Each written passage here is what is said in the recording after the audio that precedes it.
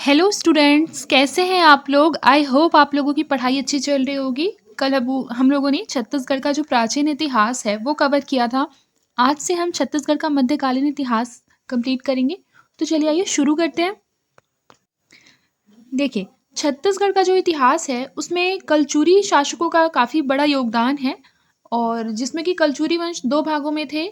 एक थे रतनपुर के कलचुरी और दूसरे रायपुर के कलचुरी। देखिए, रतनपुर के कलचुरी वंश के प्रमुख शासक कौन कौन है? तो सबसे पहले कलिंग राज, इसके जो संस्थापक है कलचुरी शासकों की, वो है कलिंग राज। उसके पश्चात कमल राज, फिर है रत्नदेव, फिर पृथ्वी देव प्रथम, जाज्वल्य देव प्रथम। अन्य महत्वपूर्ण शासकों में है पृथ्वीदेव द्वितीय, रत्नदेव तृतीय, बारह साय, कल्याण साय, तखत सिंह, रघुनाथ सिंह। ठीक है, ये सारा मेन है। फिर देखिए, चौदहवीं से लेकर 1741 तक का काल है। उसमें कौन कौन शासक कहाँ पे थे? जैसे यहाँ पे आपको रतनपुर मैप में दिखाई दे रहा होगा। रतनपुर में कलचुरी वंश शासक थे और संस्थापक कलिंग राज है, जैसे मैंने आपको बताया। कवर्धा में फड़ी नागवंश थे और याद रखिए कि कवर्धा में फड़ी नागवंश जिसके कि संस्थापक है गोपाल देव। उसके बाद देखिए रायपुर में दूसरी शाखा थी कलचुरी वंश की। ठीक है, फिर देखिए कलचुरी संस्थापक हैं ब्रह्मदेव रायपुर के। फिर उसके बाद है कांकेर में सोमवंश थे, बस्तर में काकतीय वंश थे। याद रखिए काकतीय वंश के संस्थापक अन्नम देव है। ये मैप कितना अच्छा है, आप इस मैप को देख लेंगे तो आपको कितने सारे क्वेश्चंस इजीली याद हो जाएंगे। फिर बारसूर, बारसूर वर्तमान बस्तर, उसमें सिंधक नागवंश थे। ठीक है, इस तरीके से ये मेन शासक है। कलचुरी वंश, फड़ी नागवंश, उसके पश्चात है हमारा सोमवंश, काकतीय वंश और छिंदक नागवंश। ये सारे बहुत इंपॉर्टेंट है। ठीक है, इस एक बार इस मैप को देख लीजिएगा। देखिए, कलचुरियों ने आरंभ में महिष्मती को सत्ता का केंद्र बनाया था, इस चीज को याद रखिएगा। और कालांतर में कलचुरियों की शाखा जब्बलपुर के समीप त्रिपुरी नामक क्षेत्र में कोक्कल द्वारा स्थापित की गई थी। फिर देखिए रतनपुर के कलचुरी वंश 9वीं सदी के उत्तरार्ध में कोक्कल के पुत्र शंकरगढ़ ने बाण वंशीय शासक विक्रमादित्य प्रथम को परास्त कर पाली क्षेत्र पर कब्जा किया और छत्तीसगढ़ में कलचुरी वंश की नींव रखी थी। इस चीज को याद रखिएगा। ठीक है, फिर देखिए तुम्माड़ जो है वो इसकी आरंभिक राजधानी थी। एग्जाम में ये क्वेश्चन पूछा जाता है। फिर उसके बाद देखिए कलिंग राज, कमल राज। कलिंग राज एवं कमल राज की शासन काल में लगभग 11वीं सदी तक संपूर्ण दक्षिण कोशल क्षेत्र में कलचुरियों का प्रभुत्व स्थापित हो गया था। ठीक है, इस चीज को याद रखिएगा। फिर देखिए राजधानी तुम्माड़ जो कि कोरबा में थी। ठीक है, याद रखिएगा। फिर कलचुरियों की वास्तविक सत्ता इन्होंने स्थापित की। फिर है अलबरूनी द्वारा वर्णित शासक, याद रखिएगा ये जो था वो अलबरूनी के नाम द्वारा वर्णित शासक था। मतलब अलबरूनी ने अपने ग्रंथों में इनका जिक्र भी किया है।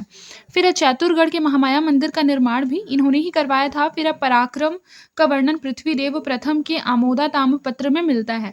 ये क्वेश्चन भी पूछा जा सकता है कि आमोदा ताम्रपत्र जो है वो कौन से शासक का था? तो याद रखिए पृथ्वीदेव प्रथम का। देखिए कमल राज का उत्तराधिकारी रत्नदेव प्रथम था और इसने रत्नपुर, जिसे कि कुबेरपुर की उपमा दी गई, नामक नगर बसाकर राजधानी तुम्माड़ से यहाँ स्थानांतरित कर दिए थे। याद रखिए ये क्वेश्चन भी आ सकता है कि रत्नदेव प्रथम ने क्या बसाया था? रत्नपुर, रत्नपुर को राजधानी बसाया था। याद रखिएगा। और रत्नपुर की स्थापना भी किसने की थी? रत्नदेव प्रथम ने की थी। फिर देखिए पृथ्वीदेव प्रथम, पृथ्वीदेव प्रथम ने सकल कौशलाधिपति की उपाधि धारण की थी। पृथ्वीदेव प्रथम, पृथ्वीदेव प्रथम ने सकल कौशलाधिपति की उपाधि धारण की थी। ये क्वेश्चन भी पूछा जाता है कि किसने सकल कौशलाधिपति की उपाधि धारण की थी? तो याद रखिएगा पृथ्वीदेव प्रथम।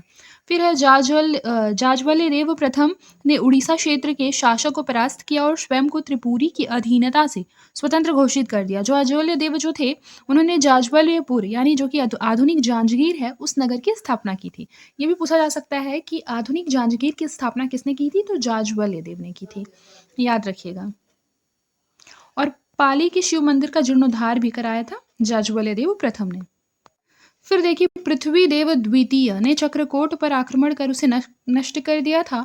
चक्रकोट वर्तमान बस्तर। ठीक है, बस्तर का ही पुराना नाम है चक्रकोट। फिर उसके बाद देखिए इससे अनंत वर्मा चोटगंग भयभीत होकर समुद्र तट से भाग गए थे।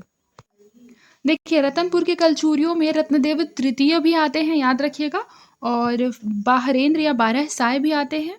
और याद रखिएगा कि अगर क्वेश्चन ये पूछता है कि किसके काल में राजधानी रतनपुर के कोसंगा स्थानांतरित कर दी गई थी, तो याद रखिएगा बारहसाय या बाहरेंद्र की, ठीक है, कोसंगा। फिर कल्याण साय है, इनके समय की एक राजस्व पुस्तिका का उल्लेख मिलता है जिसमें उस समय की प्रशासनिक व्यवस्था, राजस्व, सैन्य बल इत्यादि की जानकारी मिलती है। फिर देखिए तखत सिंह ने तखतपुर की स्थापना 17वीं शताब्दी के अंत में की थी। कलचूरी वंश का अंतिम शासक रघुनाथ सिंह था। ये क्वेश्चन भी आया जा सकता है, ठीक है।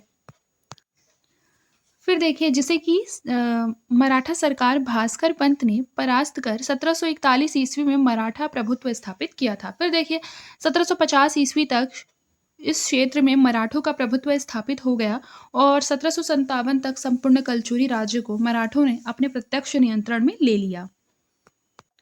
फिर देखिए कलचुरी काल मध्यकालीन छत्तीसगढ़ के इतिहास में महत्वपूर्ण अध्याय था। इस काल में प्राचीन आर्य अनार्य दोनों की शासन व्यवस्था के अवशेष इस प्रांत में बने रहे थे। फिर कलचुरियों की रायपुर या लाहौली शाखा।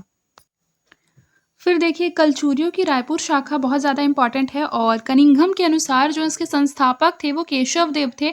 शासन जो है वो ब्रह्मदेव के रायपुर एवं खल्लारी से 2 शिलालेखों क्रमशः 1409 और 1369 में वर्णित है। फिर देखिए जिनके अनुसार प्रथम राजधानी जो थी कलचुरी की रायपुर शाखा की वो थी खल्लारी, जिसे कि खल्लवाटिका के नाम से भी जाना जाता है।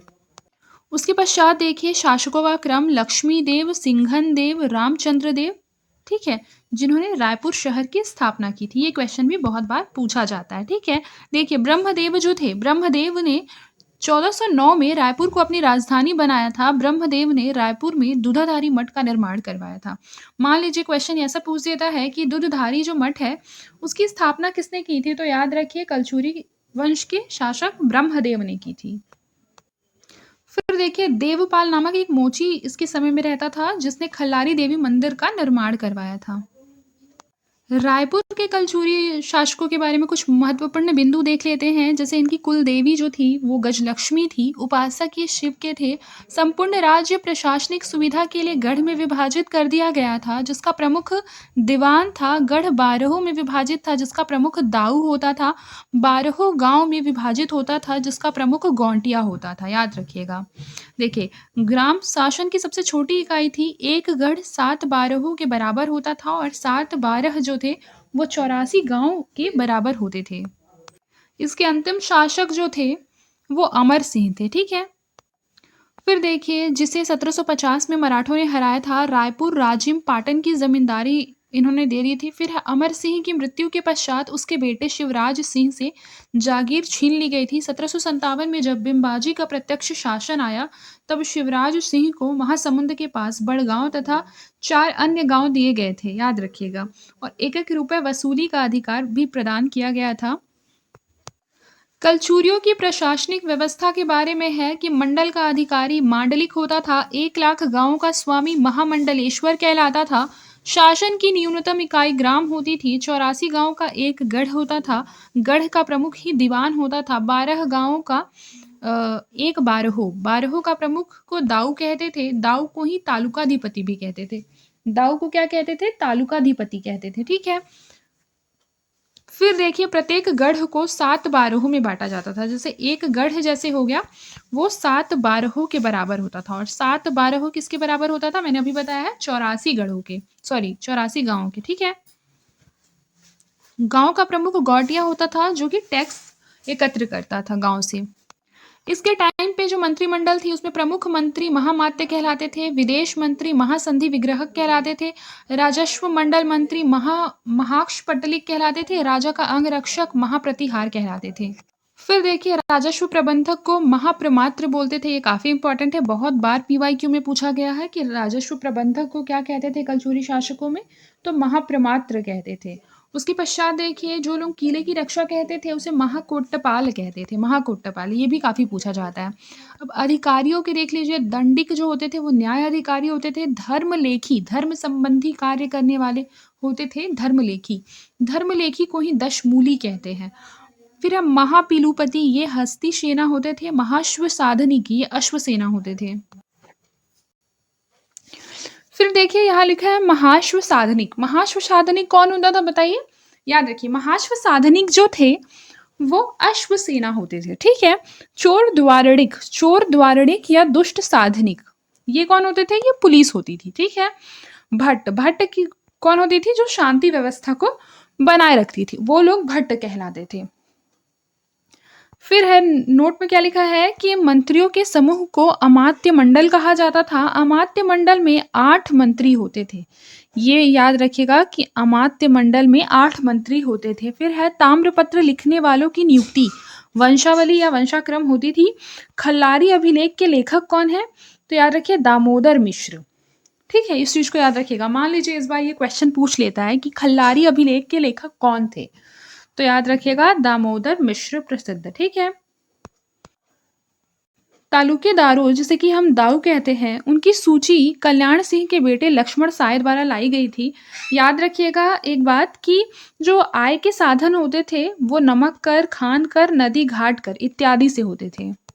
फिर देखिए हाथी घोड़े की बिक्री, हाथी घोड़े की बिक्री से प्राप्त कर। फिर या ये देख लीजिए कि घोड़े की बिक्री पर कितने मिलते थे, हाथी की बिक्री पर कितने मिलते थे। पौर क्या होता है? तो याद रखिए पौर जो होता है वो चांदी का सिक्का होता है। मान लीजिए यही क्वेश्चन आ जाता है, पौर क्या होता है? तो चांदी का सिक्का। फिर सब्जी मंडी में दुकान लगाने हेतु युगा नामक परवाना प्रचलित था। फिर देखिए मुद्राओं में 4 कौड़ी का 1 गंडा, 5 गंडा का 1 कोरी, 16 कोरी 1 दोगानी, फिर 20 कौड़ी का 1 कोरी, फिर है 80 गंडा का 1 दोगानी, 320 कौड़ी का 1 दोगानी, ठीक है। इस चीज को याद रखिएगा। फिर देखिए मापन में 5 सेरी 1 पंसेरी होता है, 8 पंसेरी 1 मन होता है, 40 सेरी 1 मन होता है, ठीक है। ये इंपॉर्टेंट है, इस चीज को याद रखिएगा। फिर देखिए कलचुरी कालीन अन्य महत्वपूर्ण तथ्यों को देख लीजिए। सबसे पहले है कि कलचुरी काल में राजस्व विभाग का जो प्रधान होता था उसे महाप्रमात्र कहते थे। ये मैंने आपको पहले ही इंपॉर्टेंट टिक करा दिया है, ठीक है।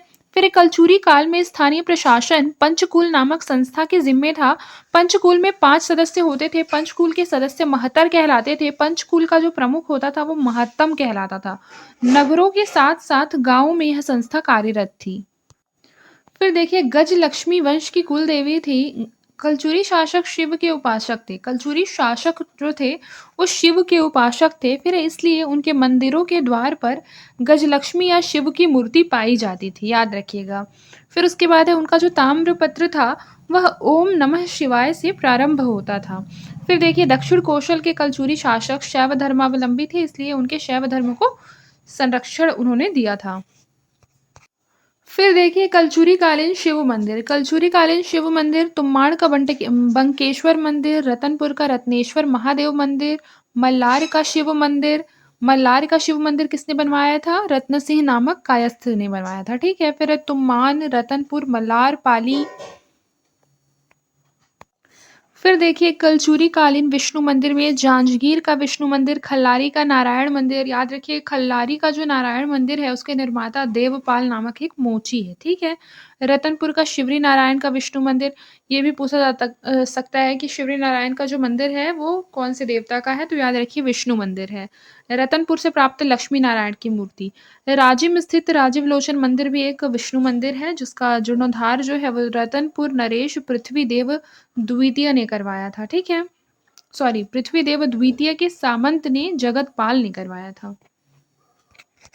देखिए तुम्माड़ के मंदिर की द्वार पट्टिका पर विष्णु के अवतारों का अंकन मिलता है। जांजगीर के विष्णु मंदिर में विष्णु के 24 अवतारों की मूर्तियां भी मिलती है। भक्ति आंदोलन के प्रसिद्ध भक्त महाप्रभु वल्लभाचार्य का जन्म छत्तीसगढ़ के राजिम के निकट चंपारण्य नामक स्थान में हुआ है।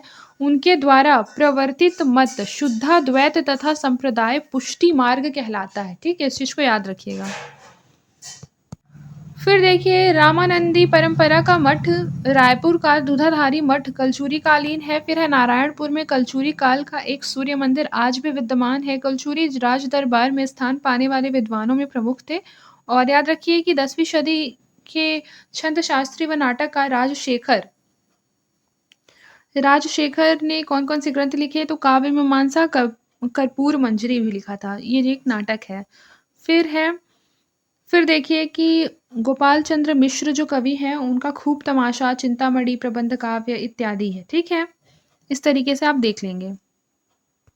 यहाँ एक इम्पॉर्टेंट फैक्ट नोट कर लीजिएगा कि गोपाल कवि जो थे, गोपाल मिश्र, उन्हें छत्तीसगढ़ का वाल्मीकि कहा जाता है। मान लीजिए यही क्वेश्चन इस बार पूछ लिया कि छत्तीसगढ़ का वाल्मीकि किसे कहा जाता है, तो याद रखिएगा गोपाल कवि को कहा जाता है। ठीक है? फिर देखिए गोपाल कवि रतनपुर नरेश राज सिंह देव के राज दरबारी थे। याद रखिए किसके राज दरबारी थे? रतनपुर नरेश राज सिंह देव के। गोपाल कवि ने अपनी रचना खूब तमाशा में इस क्षेत्र को छत्तीसगढ़ संबोधित किया था। उन्हें छत्तीसगढ़ शब्द का द्वितीय प्रयोगकर्ता माना जाता है। गोपाल कवि को छत्तीसगढ़ शब्द जो है उसका प्रयोग करने के संबंध में उन्हें दूसरा प्रयोगकर्ता माना जाता है और पहला प्रयोगकर्ता कौन था? कवि दलपत राम राव। ठीक है, ये दोनों ही क्वेश्चन काफी ज्यादा इंपॉर्टेंट है। ठीक है, फिर देखिए शिवदत्त शास्त्री का इतिहास समुच्चय, रतनपुर आख्यान, ये सारा याद रखिएगा। खूब तमाशा की जो रचना हुई है वो 1746 एडी में हुई है और याद रखिए कि यह राज सिंह के दरबारी कवि थे। कवि गोपाल राज सिंह के दरबारी कवि थे। ठीक है, जो नारायण कवि है उन्होंने रामाभ्युदय की रचना की थी। अब देखिए मराठा शासन देख लेते हैं। छत्तीसगढ़ में मराठा शासन था 1741 से लेकर 1854 और जो कि काफ़ी ज़्यादा इंपॉर्टेंट है। इससे 1-2 क्वेश्चन हर साल पूछे जाते हैं। देखिए, तो वर्ष 1741 ईस्वी में छत्तीसगढ़ के राजनीतिक इतिहास में परिवर्तन का काल माना जाता है। इस समय तक कलचुरी शासन छत्तीसगढ़ की पतन की कगार पर पहुंच चुका था। केंद्रीय शक्ति का बहुत पहले से ही विघटन आरंभ हो चुका था और छोटे-छोटे शासक राज्य की जड़ों को दिन प्रतिदिन खोखला बना रहे थे। ऐसी स्थिति का लाभ उठाकर नागपुर के भोसला या भोसले शासक के सेनापति भास्कर पंत ने लगभग 30,000 सैनिकों के साथ आक्रमण कर दिया था।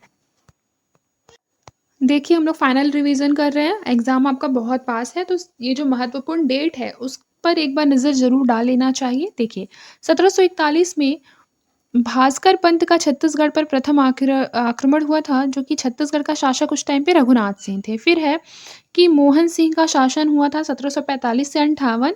उसके बाद देख लीजिए बिम्बाजी भोसले का शासन कब हुआ था? व्यंकोजी भोसले सूबा शासन के जनक कहे जाते हैं, व्यंकोजी भोसले। उसके बाद अप्पा साहब कब आए थे? ब्रिटिश नियंत्रण काल कब था? पुनः भोसला शासन कब आया था? फिर देखिए रायपुर राज्य का अंत। ठीक है, देखिए रायपुर राज्य का अंत किस तरह से हुआ था, एक बार वो पढ़ लेते हैं। देखिए सबसे पहले क्या लिखा हुआ है कि वर्ष 1741 में मराठा भास्कर पंत के रतनपुर राज्य पर आक्रमण के समय रायपुर राज्य में अमर सिंह का शासन था। अमर सिंह ने मराठों के विरुद्ध कोई कार्यवाही नहीं की थी। वर्ष 1750 में मराठों ने उसकी जीविका हेतु राजिम, रायपुर और पाटन के परगने प्रदान करने के बदले 7,000 रुपये वार्षिक भेंट लेकर उसे शासन से अलग कर दिया था। 3 वर्ष के बाद वर्ष 1753 में अमर सिंह की मृत्यु हो गई और उसका पुत्र शिवराज सिंह राज्य का उत्तराधिकारी बना, परंतु भोसलों ने उत्तराधिकारी से प्राप्त उसकी जागीरें छीन ली और 1757 ईस्वी में भोसलों ने रायपुर के कलचुरी राज्य का अंत कर दिया और इसके पश्चात ही मराठा शासन का क्या हुआ, यहाँ पर शुभारंभ हुआ। ठीक है, देखिए एक बात याद रखिए कि जो प्रत्यक्ष भोसला शासन था उसका कार्यकाल एक बार देख लीजिएगा 1758 से लेकर 1787। ठीक है, और प्रथम शासक कौन थे मराठा शासक छत्तीसगढ़ में? बिम्बाजी भोसला। ये भी कभी कभी पूछ देता है कि छत्तीसगढ़ में प्रथम मराठा शासक कौन थे, तो याद रखिएगा बिम्बाजी भोसला। याद रखिए छत्तीसगढ़ में प्रत्यक्ष शासन स्थापित करने के पश्चात नागपुर के भोसला शासक रघुजी प्रथम ने राजकुमार बिम्बाजी भोसला को यहाँ का शासन नियुक्त किया था। बिम्बाजी भोसला ने रतनपुर के प्राचीन राजमहल में प्रवेश कर छत्तीसगढ़ की शासन की बागडोर संभाल ली थी। अब यहाँ पर बिम्बाजी भोसले के द्वारा किए गए महत्वपूर्ण कार्यों की सूची है, एक बार उसे देख लेते हैं। सबसे पहले बिम्बाजी ने रतनपुर और रायपुर का प्रशासनिक एकीकरण करके उसे छत्तीसगढ़ राज्य की संज्ञा प्रदान की थी। इस चीज को याद रखिएगा। फिर देखिए बिम्बाजी ने नंदगांव और खुज्जी नामक 2 नई जमींदारियों का निर्माण किया था। बिम्बाजी ने रतनपुर में नियमित न्यायालय की स्थापना की थी। बिम्बाजी ने राजस्व संबंधी लेखा तैयार कराने का भी कार्य किया था। बिम्बाजी ने कुछ नए कर भी लगाए थे और बिम्बाजी ने यहाँ पर विजयदशमी पर्व पर स्वर्ण पत्र देने का जो प्रथा था वह आरंभ किया था। बिम्बाजी भोसले ने यहाँ मराठी, मोड़ी लिपि और उर्दू भाषा को प्रचलित किया था। ठीक है, उसके बाद देखिए बिम्बाजी ने रतनपुर की जो राम टेकड़ी है उस पर एक भव्य राम मंदिर का निर्माण करवाया जो आज भी विद्यमान है। ठीक है, इस चीज को याद रखिएगा। फिर देखिए बिंबाजी ने रायपुर के प्रसिद्ध दूधधारी मठ मंदिर का पुनः निर्माण करवाया था। फिर बिंबाजी भोसले के महत्वपूर्ण तथ्य। देखिए रतनपुर में राम टेकड़ी पर भव्य राम मंदिर का निर्माण करवाया, दूधधारी मठ के पुनरुद्धार में महत्वपूर्ण योगदान दिया। देखिए छत्तीसगढ़ के प्रथम इतिहासकार कौन थे? तो याद रखिएगा बाबू रेवाराम कायस्थ, याद रखिएगा। और इनकी रचना है तवारीख है वंशी राजाओं की। शिवदत्त शास्त्री की रचना है इतिहास समुच्चय। ये भी पूछा जा सकता है कि इतिहास समुच्चय किसकी रचना है? शिवदत्त शास्त्री की। दोनों ने बिंबाजी शासन की प्रशंसा की है। अब देखिए अब छत्तीसगढ़ में सूबा शासन की शुरुआत होती है 1787 से 1718 ईस्वी के बीच, ठीक है, सूबा सरकार जिसे कहा जाता है। इसके जो प्रणेता थे वो व्यंकोजी भोसला थे, सूबा शासन के प्रणेता, ठीक है। बिंबाजी के मरणोपरांत भोसला राजकुमार व्यंकोजी भोसला को छत्तीसगढ़ का प्रथम राज्य प्राप्त हुआ और उसने छत्तीसगढ़ के शासन के संबंध में एक नई प्रशासन व्यवस्था को चलाया था, जैसे मैंने आपको पहले ही बताया, सूबा शासन, ठीक है। और इसने क्या किया कि छत्तीसगढ़ के शासन को चलाने के लिए सूबेदार के माध्यम से इसने शासन को चलाया और यहीं से छत्तीसगढ़ में सूबेदार नियुक्त करने की परंपरा का सूत्रपात हुआ। भोसला राजकुमार प्रतिनिधि के रूप में सूबेदार अपने मुख्यालय रतनपुर से छत्तीसगढ़ का शासन संचालित करने लगा। छत्तीसगढ़ में स्थापित यह नवीन व्यवस्था मराठों की उपनिवेशवादी नीति की परिचायक थी, ठीक है। फिर देखिए लिखा है सूबा शासन के दौरान छत्तीसगढ़ के लिए नियुक्त सूबेदार। सबसे पहले सूबेदार कौन थे? ये क्वेश्चन भी एग्जाम में पूछा जाता है एमसीक्यूज में कि छत्तीसगढ़ के प्रथम सूबेदार कौन थे? तो याद रखिएगा महिपत राव दिनकर थे, ठीक है। और ये पूछा जाएगा कि सूबेदारी प्रथा किसने शुरू की थी छत्तीसगढ़ में? तो व्यंकोजी भोसला ने। ये दोनों चीज याद रखिएगा, ठीक है। फिर देखिए प्रमुख घटनाएं कौन कौन सा हुआ था महिपत राव दिनकर के शासनकाल में। देखिए छत्तीसगढ़ का प्रथम सूबेदार था ये। शासन की सारी जिम्मेदारियां, सारी शक्तियां बिंबाजी की विधवा आनंदीबाई के हाथ में थी। यूरोपीय यात्री फॉरेस्टर का छत्तीसगढ़ आगमन जो है वो महिपत राव दिनकर के ही शासनकाल में हुआ था। उसके पश्चात सेकंड है विट्ठल दिनकर, छत्तीसगढ़ का दूसरा सूबेदार। और विट्ठल दिनकर के ही शासनकाल में क्या हुआ था? परगना पद्धति शुरू हुआ था और विट्ठल दिनकर को ही छत्तीसगढ़ में परगना पद्धति का जन्मदाता कहा जाता है। यूरोपीय यात्री कैप्टन ब्लंट का छत्तीसगढ़ आगमन जो हुआ वो विट्ठल दिनकर के ही समय काल में हुआ। फिर भवानी कालू छत्तीसगढ़ का तीसरा सूबेदार था। उसके पश्चात है केशव गोविंद सर्वाधिक अवधि तक रहा छत्तीसगढ़ का सूबेदार, मतलब इसका कार्यकाल काफी ज्यादा समय तक रहा था, सबसे ज्यादा समय तक, ठीक है। और यूरोपीय यात्री कोलब्रुक का छत्तीसगढ़ आगमन कब हुआ? ये क्वेश्चन भी बहुत बार पूछा जाता है कि यूरोपीय यात्री कोलब्रुक जो है उसका छत्तीसगढ़ आगमन किसके शासनकाल में हुआ? तो केशव गोविंद के काल में। फिर देखिए विंकोजी पीडी डीरो कल्लूकर अल्प अवधि के लिए बने छत्तीसगढ़ का सूबेदार। बिकाजी गोपाल पिंडारियों का उपद्रव, छत्तीसगढ़ के वायसराय व्यंकोजी भोसला की मृत्यु जो हुई थी वो बिकाजी गोपाल के टाइम पे हुई थी। फिर उसके बाद देखिए सखाराम हरी जो था वो केवल 3 महीने तक छत्तीसगढ़ का सूबेदार रहा था और असंतुष्ट किसानों द्वारा गोली का शिकार बनने वाला सूबेदार था ये सखाराम हरी। इस पर किसानों द्वारा गोलियां चला दी गई थी। फिर उसके बाद है सीताराम टांटिया, मात्र 6 महीने तक छत्तीसगढ़ का सूबेदार रहा था। यादव राव दिवाकर, ये छत्तीसगढ़ का अंतिम सूबेदार था, यादव राव दिवाकर। अब मराठा प्रशासन के बारे में थोड़ा पढ़ लेते हैं। सबसे पहले लिखा है कि छत्तीसगढ़ के शासन के लिए नियुक्त होने वाले सर्वोच्च अधिकारी सूबेदारों का पद न तो स्थायी था और न ही वंशानुगत। समटाइम्स स्टेटमेंट वाला जो क्वेश्चन होता है ना उसमें ये पूछ लेता है कि मान लीजिए स्टेटमेंट 1 में लिखा है कि सूबेदारों का पद स्थायी था और वंशानुगत था, तो वो तो गलत हो जाएगा क्योंकि ना तो ये पद स्थायी था न वंशानुगत था। फिर देखिए उसकी नियुक्ति जो है वो ठेकेदारी प्रथा के अनुसार होती थी, ये भी याद रखिएगा। जो व्यक्ति छत्तीसगढ़ में सर्वाधिक राशि वसूल कर नागपुर भेजने का वादा करता था उसे सूबेदार पद पर नियुक्त कर दिया जाता था। परगना पद्धति मैंने आपको पहले पढ़ा दिया है कि विट्ठल दिनकर जो थे उन्होंने यह पद्धति शुरू किया था, परगना पद्धति। ये क्वेश्चन भी कई बार पूछा जाता है कि मराठों द्वारा गठित परगनों की संख्या कितनी थी? तो 27 थी, याद रखिएगा। फिर देखिए छत्तीसगढ़ के संपूर्ण शासन को 2 भागों में विभाजित किया गया था, खालसा क्षेत्र और जमींदारी क्षेत्र। खालसा क्षेत्र पर मराठों ने अपना प्रत्यक्ष शासन रखा किंतु जमींदारी क्षेत्र को उन्होंने विभिन्न जमींदारों के अधिकार में कर दिया था।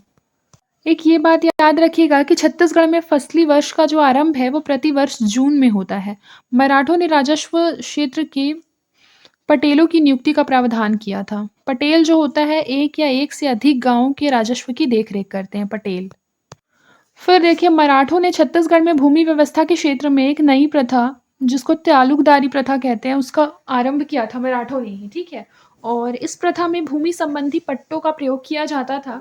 इस प्रथा के अनुसार एक निश्चित अवधि के लिए निर्धारित भू क्षेत्र को ठेकेदारी प्रथा के अनुसार किसी व्यक्ति विशेष के अधिकार में कर दिया जाता था। निर्धारित अवधि की समाप्ति के बाद या तो उसे ठेके को समाप्त कर दिया जाता था या भविष्य के लिए उसका नवीकरण कर दिया जाता था। देखिए मराठों ने अपने शासनकाल में 2 तालुका जिसे कि तरेंगा और लोरमी कहा जाता था वो बनाया था। तरेंगा के अंतर्गत तालुकदार के अधीन 45 गांव कर दिए गए थे और लोरमी के अधीन 103 गांव कर दिए गए थे। ये क्वेश्चन भी एमसीक्यू में बनाकर पूछा जा सकता है, ठीक है, कि लोरमी के अधीन मराठा शासन के अंतर्गत लोरमी के अधीन कितने गांव रखे गए थे। तो मान लीजिए ऑप्शन में दिया रहेगा 100, 101, 102, 103, इस तरह से भी पूछा जा सकता है। फिर देखिए क्या लिखा हुआ है कि मराठा शासन में राजस्व से प्राप्त होने वाली आय को 2 भागों में विभाजित किया जाता था। एक को जमा राजस्व कहा जाता था और दूसरे को सेवाई। याद रखिएगा कि भूमि की उपज पर लगने वाला जो कर था वो जमा राजस्व कहलाता था। विभिन्न कारणों से मतलब विभिन्न कारणों से सपोज दैट कि यदि बोला जाए कि उस पर जो सरप्लस लगा दिया जाता था, ठीक है, मतलब कुछ और अतिरिक्त कर लगा दिया जाता था किसी कारणवश, उसे सेवाई कहते थे, ठीक है। आपने पढ़ा भी होगा इकोनॉमी में सेस और सरप्लस, ठीक है, बिल्कुल उसी तरीके से। लेकिन यहाँ सेवाई का एक उदाहरण दिया है कि विभिन्न त्योहारों के अवसर पर भेंट के रूप में जनता पर लगने वाला कर। फिर देखिए फिर मराठा प्रशासन के अंतर्गत प्रमुख अधिकारी, ये तो काफ़ी इंपॉर्टेंट है और बहुत बार एग्जाम में पूछा जाता है। जैसे सूबेदार कौन होते थे, तो याद रखिए नागपुर के भोसले राजकुमार के प्रतिनिधि के रूप में सूबा शासन का सर्वप्रथम अधिकारी सूबेदार कहलाता था। ये सूबे की दीवानी से प्राप्त थी। फौजीदारी, सैनिक और असैनिक माल विभाग का प्रमुख। कमाविजदार, ये तो काफ़ी बार पीवाईक्यू में रिपीट हुआ है, यदि आपने पीवाईक्यू देखा होगा तो। कमाविजदार कौन होते थे, तो परगना का सर्वप्रमुख अधिकारी जो था उसे कमाविजदार कहते थे। उसके बाद है फड़नवीस। फड़नवीस परगने की आय व्यय का हिसाब रखने वाले प्रमुख अधिकारी। फिर देखिए बटकर। बटकर क्या होते थे, परगने के सामान्य स्थिति, फसल की दशा एवं अन्य मामले की सूचना परगना प्रधान कमाविजदार को भेजने वाला। फिर गौंटिया, गांव का प्रमुख जो होता था वो गौंटिया कहलाता था। गौंटिया का जो पद है वो मराठा शासन से पहले विद्यमान था। फिर है पटेल, गांव में भूमि कर के निर्धारण एवं उसकी वसूली में सरकार का सहयोग करने वाला। फिर देखिए पोतदार। पोतदार जो है वो खजांची। पोतदार के कौन था, खजांची। फिर उसके बाद है बरार पांडे। बरार पांडे जो था वो गांव का लगान निर्धारक। याद रखिएगा बरार पांडे कौन था, जो गांव का लगान को मतलब वो करता था, निर्धारित करता था, ठीक है, उसे हम बोलते हैं बरार पांडे। उसके बाद है पंडरी पांडे। पंडरी पांडे जो है वो आबकारी राजस्व वसूल करता था और जो रक्षक सुरक्षा का कार्य करता था उसे कोतवाल कहते थे और ग्राम रक्षक को चौहान कहते थे। फिर ये याद रखिएगा कि मराठों ने वस्तु के क्रय विक्रय में कौड़ियों के स्थान पर नागपुर राज्य में प्रचलित रुपए का प्रचलन छत्तीसगढ़ में किया था। और सूबा शासन के दौरान राजभाषा मराठी और लिपि जो थी वो मोड़ी का प्रचलन था। राजभाषा क्या थी, मराठी थी और लिपि मोड़ी। फिर देखिए मराठों की प्रशासनिक विशेषताओं में कि परगनों की संख्या कितनी थी, मैंने आपको पहले टिक करा दिया था 27। और विठल राव दिनकर जो थे उन्हें परगना का जन्मदाता कहा जाता है छत्तीसगढ़ में। उसके बाद है मराठों की राजस्व व्यवस्था। मराठा शासनकाल में फसली वर्ष का आरंभ जून माह से होता था। भूमि की नई व्यवस्था थी तालुकदारी प्रथा और मराठों ने कौड़ियों के स्थान पर नागपुरी रुपया चलाया था और सूबा शासन के समय राजभाषा मराठी थी। देखिए मराठा काल में टकोली जो था वो एक वार्षिक कर था, या फिर मान लीजिए इस बार क्वेश्चन ऐसे बना देता है कि मराठा काल में जो टकोली था वह क्या था। तो मान लीजिए ऑप्शन लिखा रहेगा वार्षिक कर, आयात निर्यात कर, आबकारी कर, गैर कृषि कार्य कर। तो याद रखिएगा कि टकोली जो था वो वार्षिक कर था। शायर, शायर क्या था, आयात निर्यात कर। कलाली था आबकारी कर। पंडरी गैर कृषि कार्य का कर। ये पीवाईक्यू में एक बार पूछा गया था कि पंडरी क्या है, तो पंडरी जो है वो गैर कृषि कार्य कर है। उसके पश्चात सेवई, सेवई अपराध प्रवृत्ति को रोकने हेतु जुर्माना जो होता है उसे सेवई कहते हैं, ठीक है। मवेशी बाजार रतनपुर में और नागपुरी रुपया चलन में था। उसके बाद देखिए न्याय व्यवस्था। न्याय व्यवस्था में है कि सूबेदार द्वारा मृत्युदंड दिया जा सकता था। ये स्टेटमेंट वाले क्वेश्चन में बनाकर पूछा जा सकता है कि मराठा शासन व्यवस्था में सूबेदार को मृत्युदंड देने का अधिकार प्राप्त था। तो जिसे नहीं पता होगा वो तो इसे रॉन्ग कर सकता है, बट आप लोगों को पता है, ठीक है। लेकिन यहाँ पे कुछ एक्सेप्शंस हैं, ब्राह्मण, गोसाई, बैरागी और महिला को छोड़कर। दूरी की माप, दूरी की माप जो है मील, कोस, धाप, हॉक, ठीक है। 3 मील 1 कोस, आधा कोस 1 धाप, ठीक है। इस चीज़ को याद रखिएगा। आज के लिए बस इतना ही, मिलते हैं नेक्स्ट क्लास में। नेक्स्ट क्लास में हम लोग छत्तीसगढ़ का आधुनिक इतिहास कंप्लीट करेंगे, ठीक है।